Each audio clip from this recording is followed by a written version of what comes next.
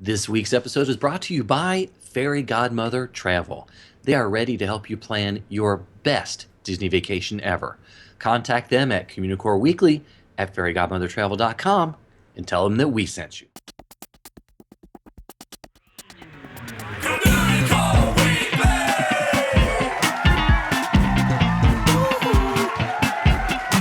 Communicore Weekly. Come on and get geeky with Bible round boats and five-legged goats. Communicore Weekly. You might get some freaking. You waited all week. I'm sure you already know that it's the greatest online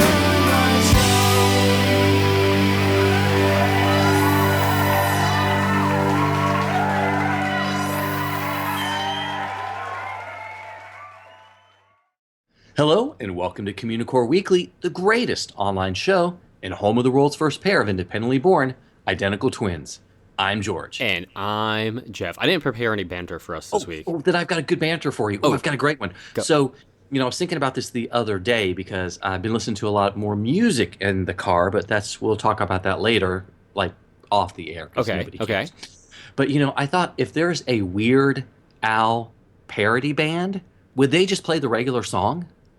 You mean like a Okay, I see where you're going Like a with this. Weird Al tribute band, would they just play the regular song and not the crazy song Well, that see, he if it made? was a tribute band, they'd still have to play the same things that he's doing. But if they were a parody of Weird Al, Yeah, then that's not a maybe parody band. They would play the regular they would song. play the regular songs, the regular See, versions. it would just be a bunch of guys that would wear Hawaiian shirts, but they would call themselves the Weird Owls, OWLS. Oh, George, you're killing And it right now. The audience, they would hoot when they liked something. Okay, and okay. The dancing would just be twisting their heads around. I'm pretty sure you just decided our next gig when the show is over. Oh, I think that's fantastic. I think we're good. going to have to tour the country as Yeah. the Weird Owls. We are the Weird Owls. Let's get on that and see if he'll work with us, maybe. Okay, I'm down. Let's do this show so we can start figuring out instruments and whatnot. Okay. All right.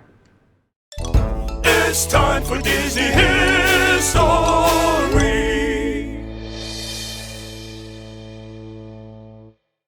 There are a lot of people who contributed to the success of the Walt Disney Company. I mean, overall, not just a particular part, just overall. And, people tend to think of the theme parks these days, but back in the day, before the theme parks, Disney was well known for many, many other things. So we kind of wanted to shine the spotlight on someone who doesn't get enough recognition these days, especially since his work definitely helped the company flush with cash, if you will. Yeah, I was so disappointed when I found this wasn't about me. Sorry, George. Yeah, I know. Okay, so all of us, because we're all amazing Disney people and the cadets are amazing, all of us know the heritage of the Walt Disney Company and that it began with animation, beginning with the early shorts featuring Oswald and then Mickey Mouse and of course the Silly Symphonies. The success of these animated shorts gave Walt and his animators the confidence to tackle feature-length animation. And of course they did to great success. And in 1937, with Snow White and the Seven Dwarfs, animated features were now the staple of Disney, and in some ways, they continue to be to this day. But, you guys know Walt. not personally. If you did, that's kind of awesome. But you know that he wasn't always, content to remain with the status quo. So, in the interest of just pushing his artistic and technical boundaries, he kind of directed the studio into live-action films. And that began with the period drama Treasure Island, which was released in 1950. And, they released a few dramatic films over the years, but eventually they got into comedy as well, beginning with The Shaggy Dog in 1959. Basically, they had this wide range of material that they were producing. We should redo and make it a Shaggy Podcaster. Okay. Well, Because I need a haircut. I think we all do. Okay, anyway. So these films ranged from dramatic to whimsical musical comedies, but there was always a consistency. And many of the screenplays of these early films were written by Bill Walsh and Don DeGrady, which definitely helped with that consistency. But perhaps the greatest level of consistency comes from the director. So it will come as no surprise to learn that many of the live-action films were directed by one man, Robert Stevenson. Stevenson's Disney career spanned, close to 20 years, beginning with the drama Johnny Tremaine in 1957 and ending with the comedy The Shaggy D.A. in 1976. And in between, he directed a wide range of films for Disney, including Old Yeller and Kidnapped. He also smoothly handled more complex pieces such as Darby O'Gill and the Little People and Bedknobs and Broomsticks. His strongest suit was comedies, including the classics such as The Absent-Minded Professor, the sequel to that, The Son of Flubber, also That Darn Cat, Blackbeard's Ghost, The Love Bug, and Herbie Rides Again. But of the 21 films he directed for Disney, one really stands out among the others and is considered his crowning achievement, and almost, the Disney Company's crowning achievement, and that is 1964's Mary Poppins. A blend of music, animation, drama, and comedy. This film is about a practically perfect English nanny, and the family she cared for is loved by pretty much everyone. So profound was the film and Stevens' handling of it that it was nominated for Best Picture, and Stevenson was nominated for Best Director. Julie Andrews, in her film debut as the title character, was nominated for Best Actress and took home the Oscar. So Stevenson obviously was pretty successful for the company. He was actually born in England in March 1905 and was formally educated at Cambridge University, where he studied science. But he took this psychology assessment that involved filmgoers that kind of steered him into a career in the movies, first as a writer and then ultimately as a director. And after several years working in England, directing such things as King Solomon's Mines in 1937, he was actually recruited to Los Angeles by famed Hollywood producer David Selznick. So with Selznick, his notable early achievement was directing Jane Eyre for 20th Century Fox in 1944. And Stevenson worked through the 1940s and the early 50s in Hollywood, but eventually turned his attention to television, most notably directing 7 episodes of Alfred Hitchcock Presents. He also directed episodes of Gunsmoke in General Electric Theater. So you guys already know that the Walt Disney Company was involved in this quote-unquote new media of television, and they had a huge hit on their hands with Zorro. So they actually recruited Stevenson to direct 3 episodes of the show. And they liked what he did so much, so he was actually asked to direct the Disneyland TV show, and he wound up directing 26 of them throughout his entire career. Walt was impressed with the skills behind the lens and decided to give him the directorial duties for Disney's live-action film Johnny Tremaine, and its success was twofold. The colonial America drama proved to be a box office hit for Disney, and Stevenson proved even further that he was up to Disney standards. So his follow-up was the classic Old Yeller. And then he next turned his attention to a significantly less sad movie about a dog, the comedy The Shaggy Dog. But he actually continued to churn out box office hits for the company, and so a new Disney star was born, although it was behind the lens.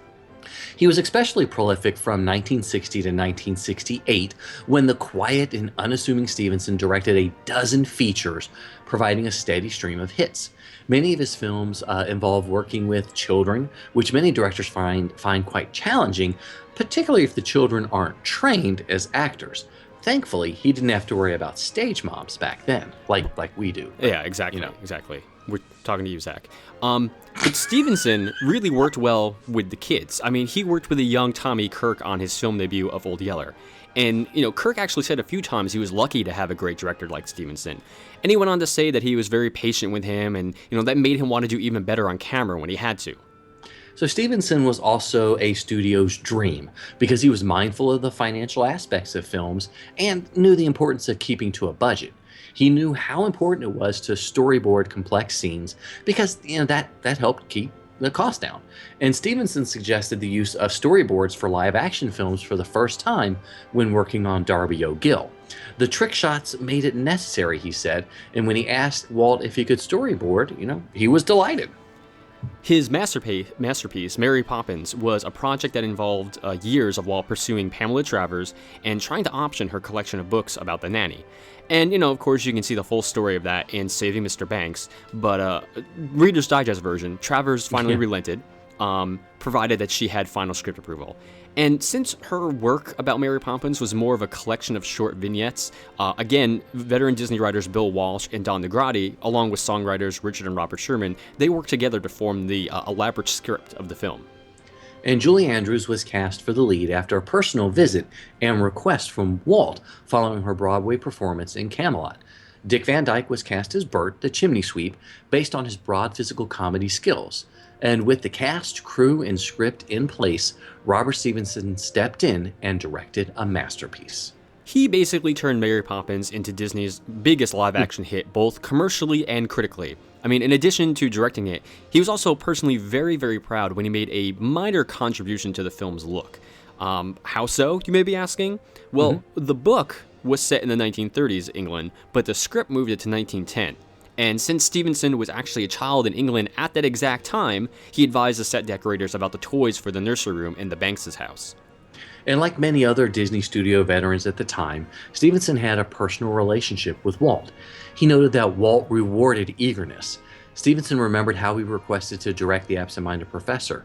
He recalled Walt believed in enthusiasm, and if you were as enthused as he was, he would give you the job, as you know what happened there. He also found Walt to be very accessible, but he never interfered with a director on set.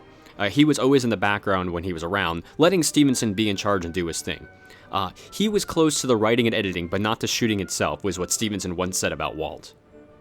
And when filming the comedy Blackbeard's Ghost, Walt paid a visit to the set in November of 1966, and it would be the last time he personally oversaw a Disney film. Stevenson remembered that he suddenly came to the set and saw him sitting on a stool drinking coffee.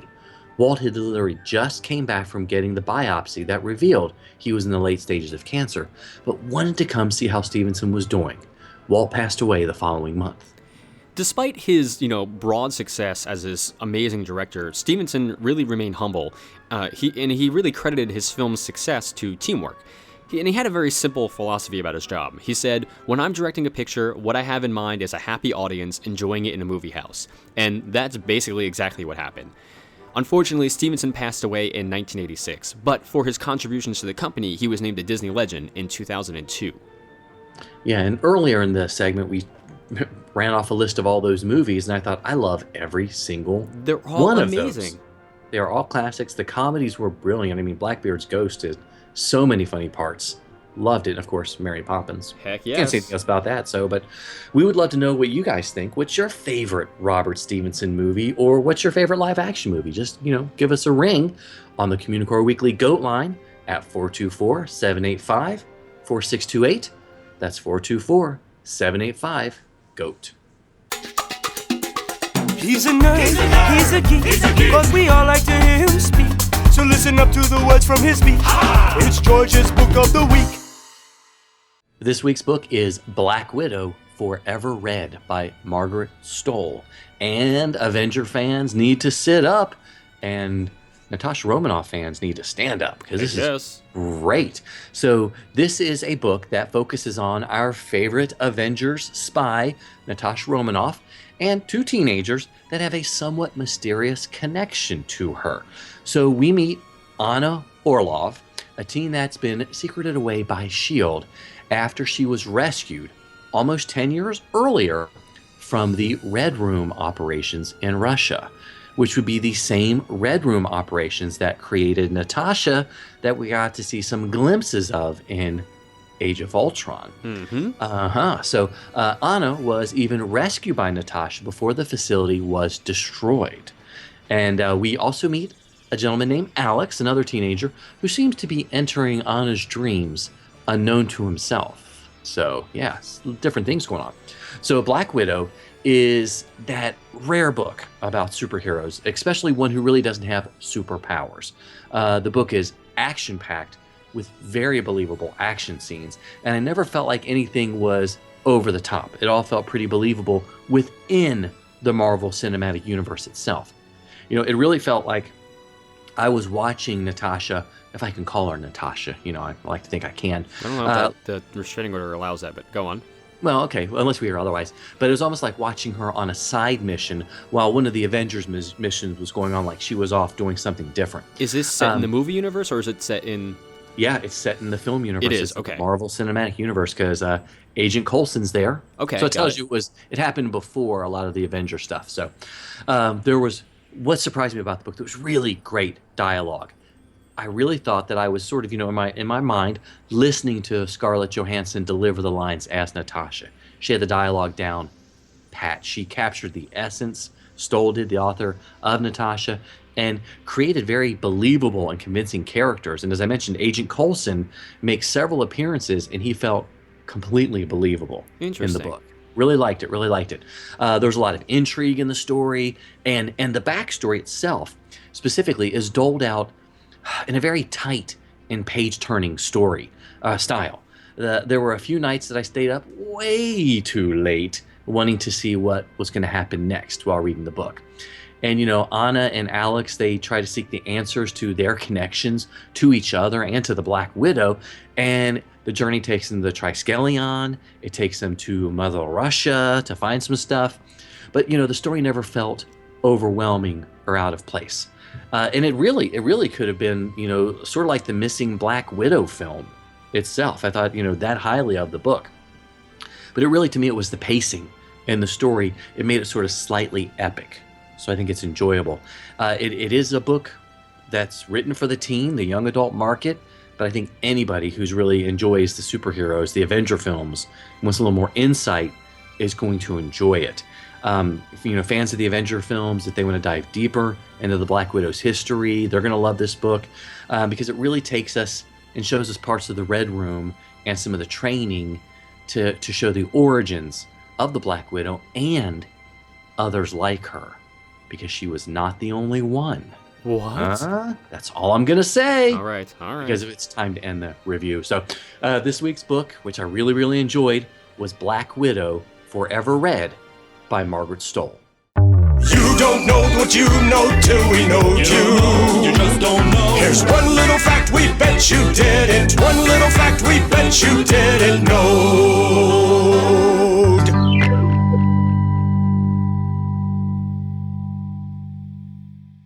This one little fact is dedicated to Dave and Nikki. So in 1976, guests ate over 1,200,000 frozen bananas. Aren't you glad this one little fact wasn't about bananas? Now we know you? Sometimes you might see it, sometimes you don't. Hey, look, what's that? It's a five-legged goat. There is a pretty popular quote-unquote statue at the entrance to Rafiki's Planet Watch at Disney's Animal Kingdom. And when you get off the Wildlife Express train, there's these wonderful elephants that are there to greet you, / having your children climb all over. Whatever one applies to you. It could go either way. And when they really do look great, but they originally were to serve a different purpose altogether aside from a jungle gym and a photo spot.